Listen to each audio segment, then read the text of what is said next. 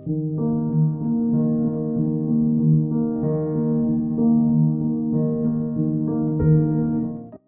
सलमान साहब की गज़ल पेश खिदमत है।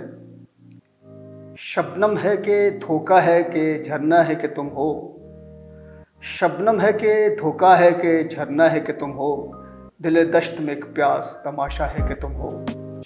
शबनम है कि धोखा है कि झरना है कि तुम हो, दिल दश्त में एक प्यास तमाशा है कि तुम हो।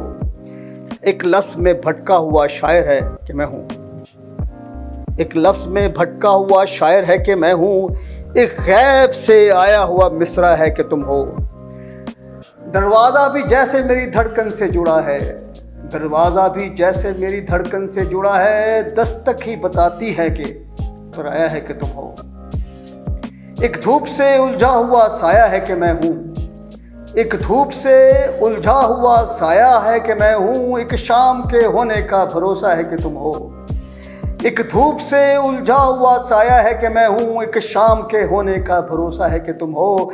मैं हूँ भी तो लगता है कि जैसे मैं नहीं हूँ, मैं हूँ भी तो लगता है कि जैसे मैं नहीं हूँ, तुम हो भी नहीं और ये लगता है कि तुम हो। मैं हूँ भी तो लगता है कि जैसे मैं नहीं हूँ, तुम हो भी नहीं और ये लगता है कि तुम हो। शबनम है कि धोखा है कि झरना है कि तुम हो, दिल दश्त में एक प्यास तमाशा है कि तुम हो।